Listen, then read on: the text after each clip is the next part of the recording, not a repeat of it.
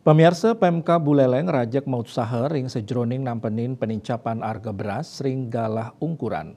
Melarapan perkanti sarang para pedagang, stabilisasi harga beras ketincapang lintangin penglimbakang subsidi majeng sawetara pedagang.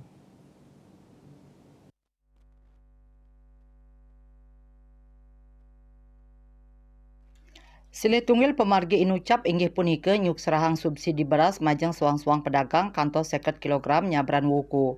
Subsidi punika kaaptiang sida ngewantu para pedagang antuk ngadol beras ring harga sani terjangkau sawetara 500 kantos 14 tali rupiah kilo.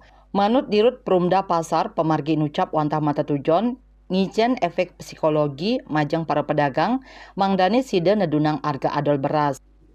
Sane kauningin 500 kantos 16 tali rupiah kilo. Tatujonnyane antuk nguetuang kahanan sane sayan stabil tur nambakin kahanan osah keramene.